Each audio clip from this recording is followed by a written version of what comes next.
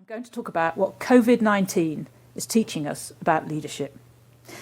Now, COVID is changing our perception of leaders and their different approaches to managing this virus. The pandemic is allowing us, as never before, as like a controlled experiment, to compare and contrast their efforts.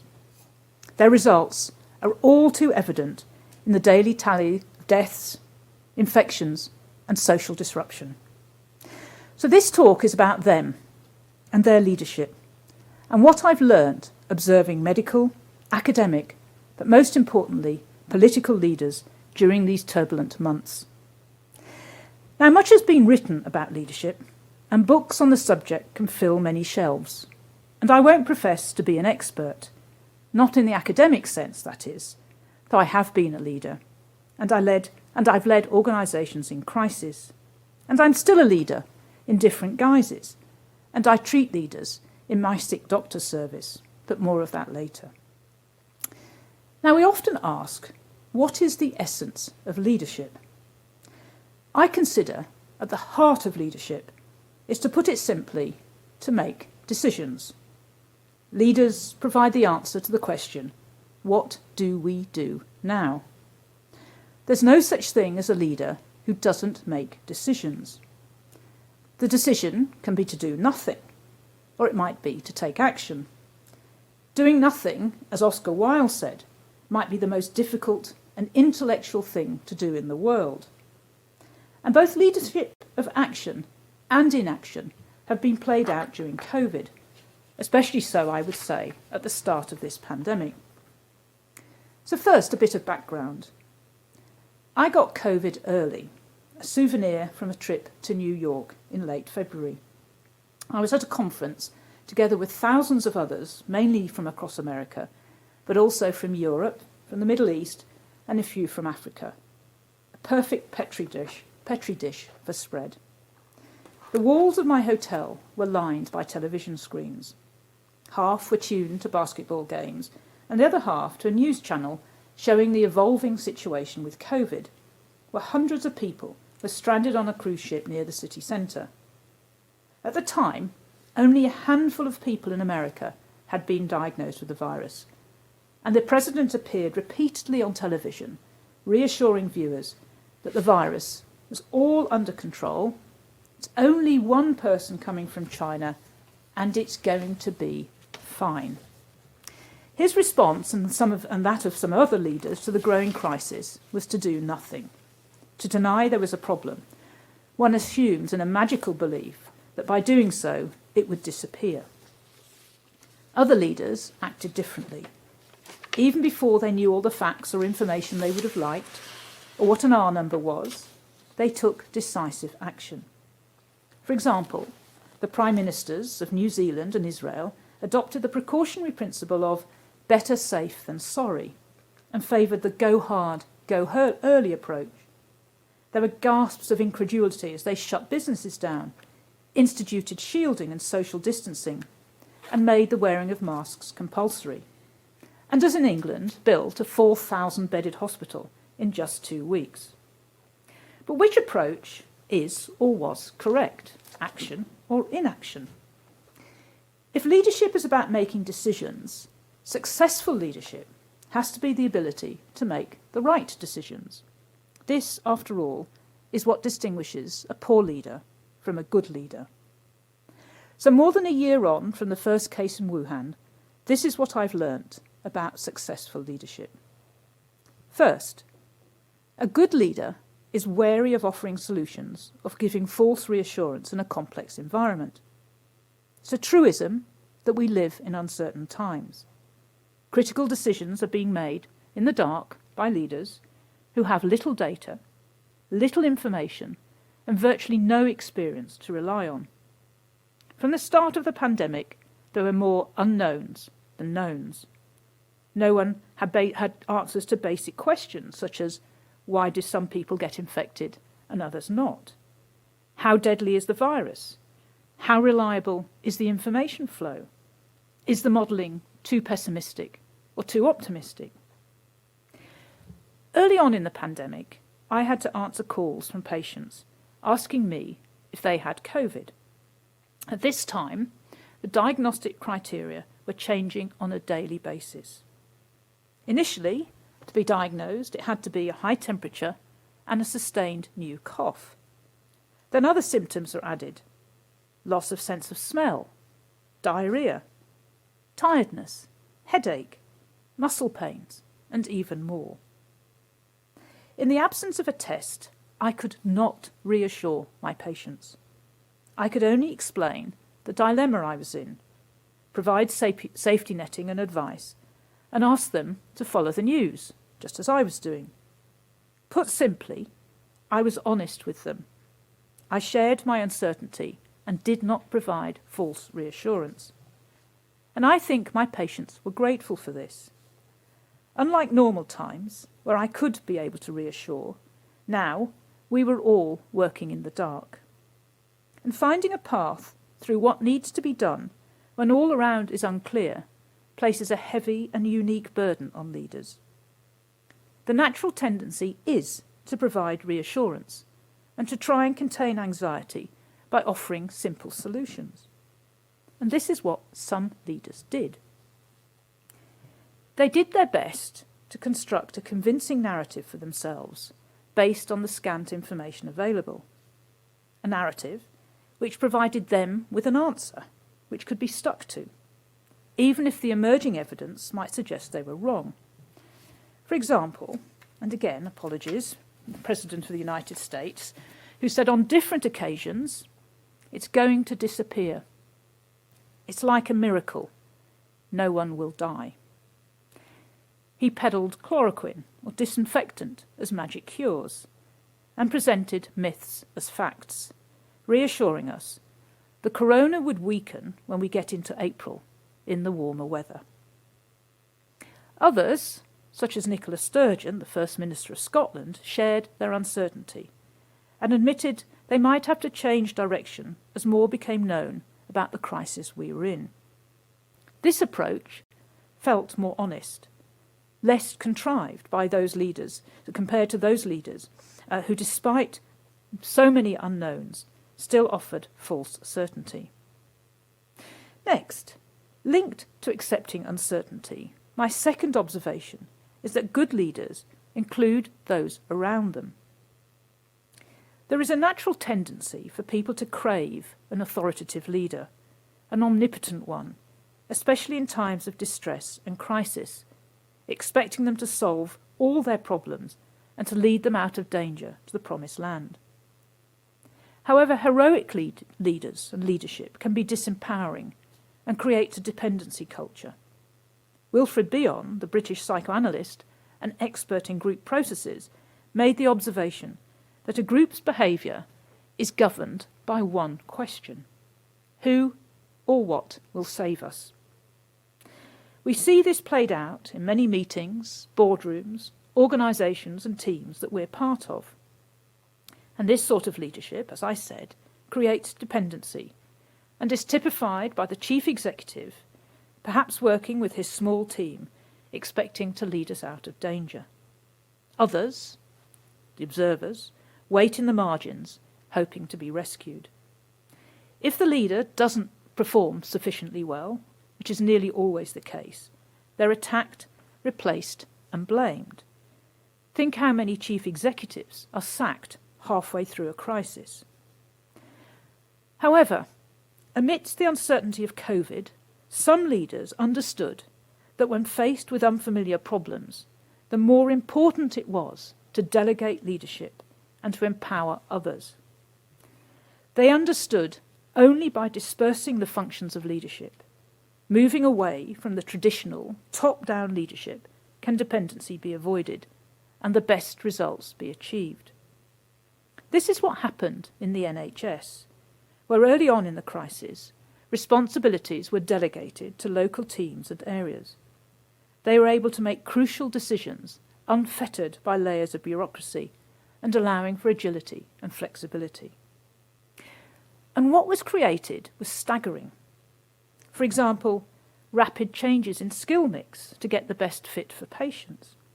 Healthcare staff allowed to practice at the top of their licence, which meant, for example, in primary care, healthcare assistants being able to give insulin for the first time, or true joint working across different organisations in a way that hadn't been possible for years. In general practice, in the space of one weekend, GPs moved almost all their entire 1 million consultations per day online. Decades of transformation happening in mere days. Leadership and authority had been delegated, allowing innovation and improving the chances of finding creative solutions to wicked problems. A good leader, therefore, maximises the authority of others and minimises that of themselves. Or more simply, good leaders enable others to think. Next, a good leader follows the science, though only in part. In 2016, Michael Gove, referring to Brexit, and then the Lord Chancellor, famously said, "This country has had enough of experts." This view, however, has changed with this pandemic. In the first few months, politicians were invariably seen sandwiched between professionals on every outing. Utterances made at press conferences were preceded by the phrase, "following expert advice." During COVID, doctors became household names. In America, for example, Anthony Fauci has national approval ratings far higher than his boss. In the UK, a Twitter hashtag, #WeLoveChrisWhitty, hailed him as having superhero powers.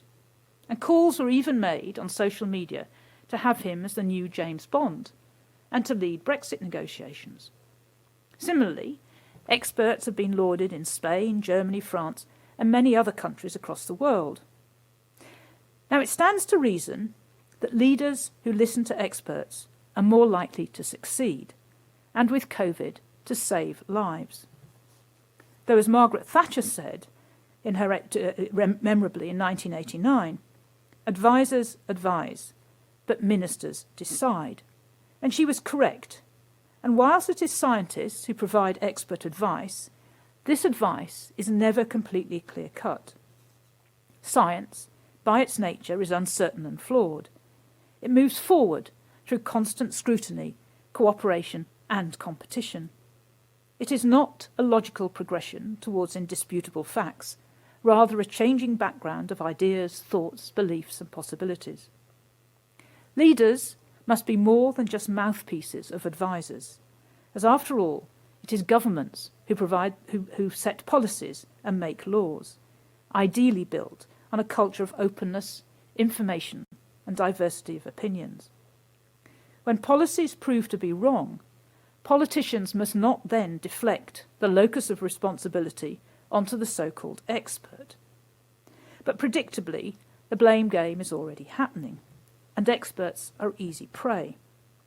This started with President Trump undermining WHO's handling of the COVID crisis and removing their funding in the midst of the pandemic, which was seen by many as illogical, self-destructive, and damaging on a global scale, akin to throwing out one's parachute just as you're about to jump out of the plane. In England, the Secretary of State for Health axed what he was calling the failing Public Health England. But however, as the President of the Royal Society said back in May, while questioning scientific evidence is crucial, attacking and criticising science is misguided. It can and will destroy trust in politicians and experts. Deflecting criticism by blaming others is common behaviour amongst politicians, but at times of crisis we need leaders to take responsibility for all their decisions, both good and bad. And good leaders, therefore, have used their own critical reasoning and judgment to make and to be responsible for decisions informed by, but not dictated by their experts. Linked to this, I've learned what must seem obvious, that good leaders must be good communicators, especially so in a crisis. When the Prime Minister of New Zealand speaks, she does so with clarity, honesty, and most importantly, compassion. She acknowledges the sacrifices needed and simply asks that fellow countrymen are strong, kind, and united against COVID-19. The language she uses is empathic and compassionate.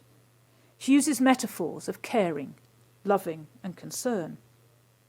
Others, perhaps inevitably, to cope with the threat we're living with, use the well-worn metaphor of the war. The Queen, in a rare speech in May this year, used the wartime anthem of hope and resilience, "We'll meet again." In New York, faced with rapidly rising deaths, the governor used the war metaphor extensively during through a press conference, saying, "The soldiers in this fight are our healthcare professionals. It's the doctors, it's the nurses, it's the people who are working in the hospitals, it's the aides. They are the soldiers who are fighting this battle for us." And in England, NHS staff had been thanked, alongside with other staff, by the chief executive for stepping up to serve the fight against coronavirus. Now, the use of imagery evoking the war is compelling. It casts the leader in the role of a heroic general, able to reassure a suffering public. It identifies the virus as the enemy, needing to be dealt with as such, with frontline troops, healthcare professionals, a home front, people isolating at home, and even traitors, people not wearing masks or, worse still, catching the virus. It reinforces the urgency needed for drastic policy decisions, appealing to one's sense of duty and obligation to serve the country in our hour of need. However, whilst appealing as a piece of political rhetoric, the war metaphor is not without its problems. The choice of words don't just affect the way we talk about something, it affects how we think, how we feel, and even how we act. For example, doctors, this metaphor risks normalising actions only seen in real battles, such as where soldiers in the course of active service may have to violate their own moral or ethical code. For doctors, this might mean forcing them to choose between two equally needing patients due to lack of intensive care facilities. Both soldiers and doctors are at risk of developing moral injury, severe psychological distress, and feelings of guilt, shame, and disgust. Wartime analogies risk legitimising the erosion of civil liberties through the use of wartime legislation, leaving the door open to more restrictive laws under the guise of a national emergency. For example, only one opinion is now needed for a mental health section rather than two. And war, by its very nature, creates divisions, which, given the need for shared working on a global scale, could delay recovery. It's important, therefore, for leaders to understand the impact of their language, especially with a language that has connotations of violence and division. Weaponising the struggle might have been required at the start of this pandemic, before we were organised or accustomed to the restrictions, but it might be now time to stop this war talk. The virus is not a sentient being or an army. Rather than defeating it, we'll have to find better ways to live with it, finding better treatments, and now the vaccine. But there will never be a VC day, victory over COVID. Good leaders will find a different metaphorical frame, one which promotes civil responsibility and global solidarity. Now finally, and perhaps the most important issue I've learnt about good leaders, is that they look after themselves. A crisis such as COVID demands an agility and speed of response that public bodies are generally not designed to deliver. Decisions have to be taken on the basis of imperfect information, in an emotionally charged context, by exhausted individuals who are well aware that they're dealing with matters of life and death. Add to this complications such as working remotely, social distancing, and lack of basic equipment, and I'm surprised that more leaders haven't struggled. My main work is leading a confidential service for doctors and dentists with mental illness. Doctors already have higher rates of mental illness than the general population, and pre-COVID we were seeing around 60 new patients a week. The literature from other epidemics tells us that it is health professionals who bear a major burden of the mental health problems. And I certainly expected to see increasing numbers after the epidemic started. And this is what we have seen. We are regularly now having more than 100 new patients present every week, most presenting with depression, anxiety, and symptoms indistinguishable from post-traumatic stress disorders. Others with pre-existing trauma reopened by their constant exposure to death and suffering. During the pandemic, I led several therapy groups. One was for clinical leaders across different disciplines, medicine, nursing, dentistry, and so on. And listening to their voices, I was able to witness the trials and tribulations of leadership. I empathised with them as they were being seen simultaneously as scapegoat and saviour, hero and villain, having to position themselves in the impossible task of implementing high-on orders and guidelines when being attacked by their troops as they felt they were being put in dangerous situations, exemplified by asking staff to work without appropriate PPE. For many, this was the first time in their careers they felt so compromised. It wasn't the first time they faced the challenge of not knowing. After all, medicine is full of uncertainties. But for these leaders, this was different. Everything was unknown, and the ground around them changing rapidly, with dozens of pieces of new guidance every week, and sometimes even on the same day. And they worked hard, very hard. My overriding image of how hard it was for these leaders was one who talked about how she broke her chair, having sat on it for 16 hours per day for the first 6 weeks of the pandemic, hardly stopping even to eat. Good leaders need to take time out. They need to model self-care on those they lead. They need to take time to recuperate and to recover for the next stage. But even for the best ones, this is difficult, and they need to be given permission to rest and to recharge their psychological batteries, and the system around them must allow this to happen.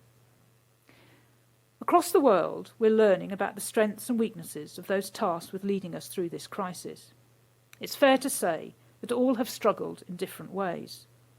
The crisis has brought out the best and the worst, and in fact in them and indeed in us, and folly, fear and fortitude have been on display during the last few months. But as I lay in my bed in March, watching the growing crisis unfold on television, I predicted that over time there would be, other than a few outliers, that most decisions made by the world leaders would produce the same outcomes in terms of death and disruption. And indeed, now, more than a year on, I think this is what we're finding. When the final tallies are made in years to come, we will find that leaders who have excelled are those who have shown compassion, empathy, connectedness, and even vulnerability. They've been honest about the challenges they face and shared with us their uncertainties. They have displayed courage and timing and good timing in making critical and, as I said, sometimes very unpopular decisions. And finally, they have offered us hope, tempered with realism. Thank you very much.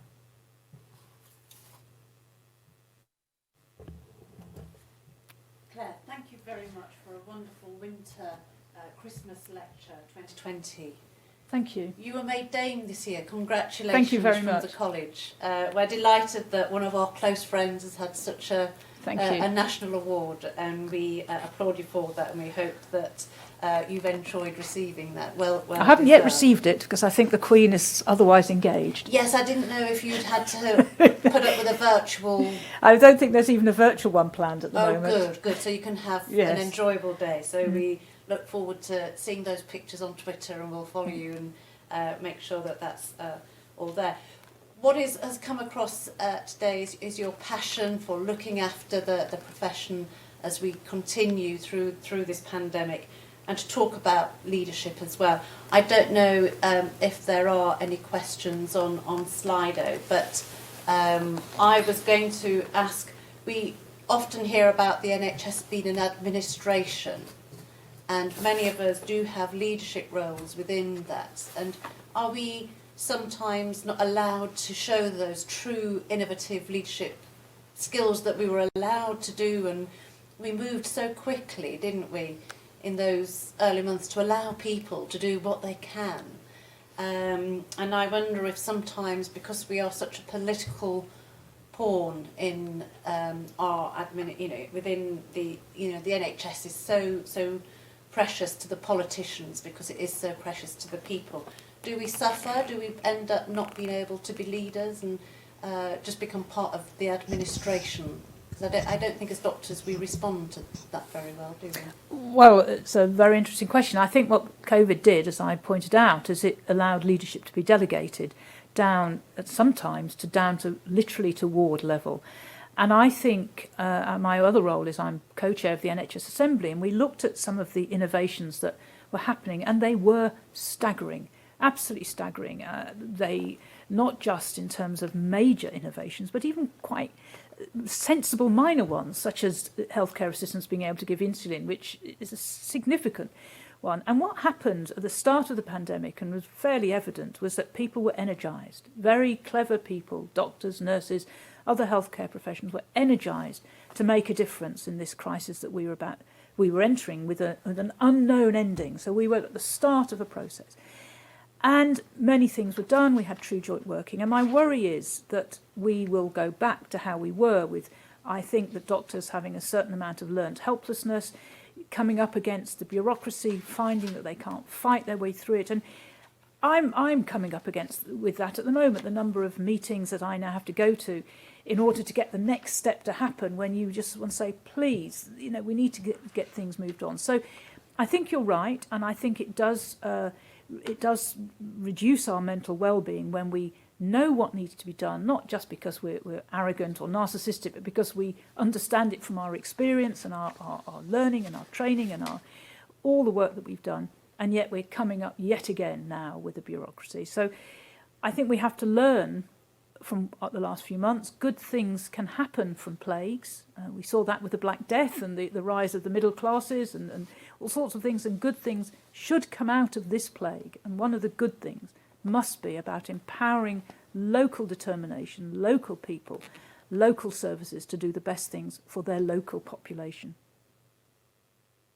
And do you think the politicians are scared of distributive leadership because, their votes depend on if they keep their hospital open and keep their NHS running? So, we've seen Chris Whitty saying that, but you said who or what will save us, and Chris Whitty said science will save us, didn't he? Even in those early days, he said bear with us. And he showed great leadership, and that was the vision.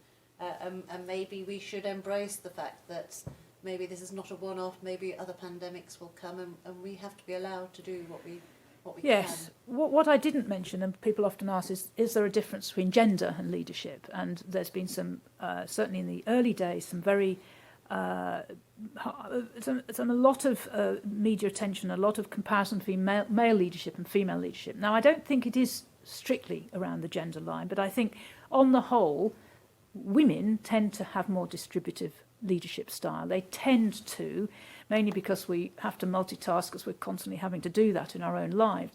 We tend to distribute leadership. We tend to allow others to get engaged, whereas I'm not being pejorative here because it's very simplistic what I'm saying, but I think men tend to be the heroic sort of leader, marching us up to the top of the hill with our army and all of us to follow.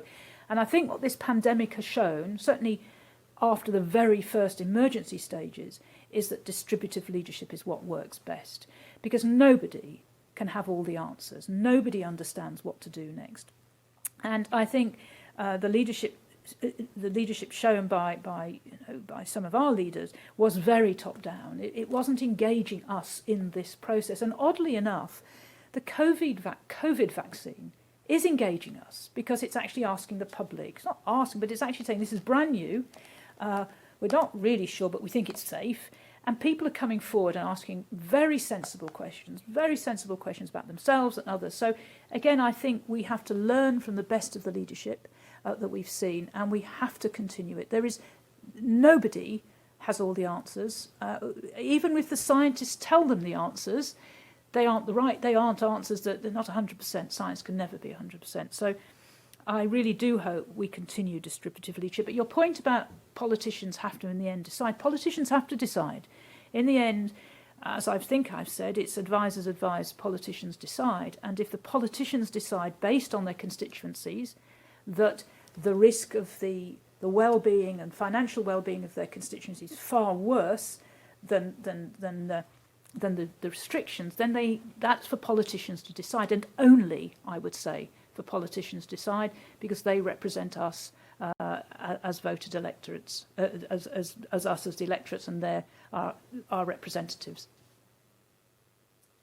Well, that's been fascinating, and certainly I'm sure we could discuss more and more of these things going forward, and I'm sure we will be inviting you back again another time. I don't know if anything came up on Slido. I think we've all really enjoyed absorbing. We don't always take questions at the end of our Christmas lecture, but Thank you. Well, good luck to all you anaesthetists, and carry on the hard work. You're struggling a bit because, of course, many of you can't do the job you were trained to do, or are being moved and not with your normal teams. Practitionerhealth.nhs.uk is there for anybody that feels that they need extra support, extra help. Please don't suffer in silence. We're there for you. I love anaesthetists. Last year I was here to say what a wonderful group of people you are. Do not suffer in silence. And that's a really strong message from the college as well. Thank you for your support as always, and come back again soon. Thank you very much. Thank you.